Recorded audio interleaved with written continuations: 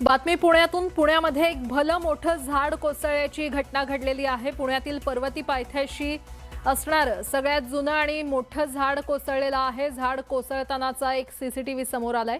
सुदैवानं या घटनेत कोणीही जखमी झालेलं नाही किंवा कुठलीही जीवितहानी झालेली नाही। मात्र झाड कोसळताना अनेक जण आसपास होते। सुदैवानं झाड पडताना लोकांच्या वेळेतच लक्षात आलं आणि लोक तिथून बाजूला सरकले।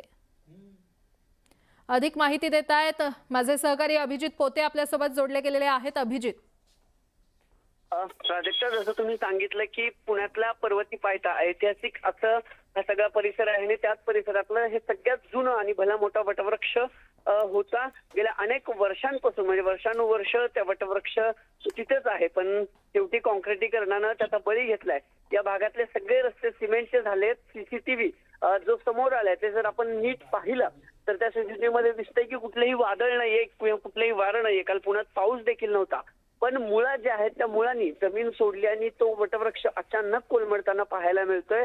सुदैवानं या सगळ्या घटनेत मोठी हानी टळली आहे, कारण हा सगळा रहदारीचा परिसर आहे, चौक आहे तो पर्वती पायथ्याचा आणि तिथं नेहमी मोठी रहदारी असेल, नागरिक तिथं थांबलेले असतात। पण काल सुदैवानं कुणीही नव्हतं। काही लोक त्या वटवृक्षाच्या खाली आसपास होते, टू व्हीलर काही तिथून पास होताना दिसत आहेत, पण लोकांच्या वेळेत लक्षात आलंय। महिला चालताना दिसते, तिच्याही वेळेत लक्षात आलं आणि म्हणून ती सुदैवानं सुखरूप बाहेर पडली।